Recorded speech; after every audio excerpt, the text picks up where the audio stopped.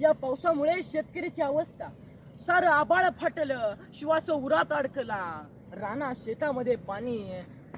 शेतामध्ये पाणी साऱ्या पिकात साठलं, अशी अवस्था शेतकऱ्याची झालेली आहे.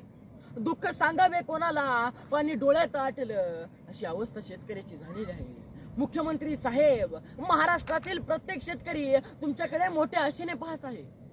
अहो, या महाराष्ट्रातल्या शेतकऱ्याकडे बँकेतल्या कर्जाशिवाय आता दुसरं काही राहिलेलं नाही हो, आता दुसरं काही राहिलेलं नाही. अहो, शेतकऱ्याचा मोडून पडला सारा संसार पण मोडला नाही कणा. अहो, मोडून पडला सारा संसार पण मोडला नाही कणा. हेक्टरी 50,000 रुपयांची मदत करून पुन्हा लढ म्हणा. अहो, आता पाठीवर हात ठेवून काही उपयोग होणार नाही.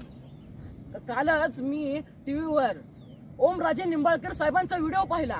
अहो, छाती एवढ्या वाहत्या पाण्यामध्ये त्यांनी जाऊन आपल्या गोरगरीब शेतकऱ्यांना मदत केली.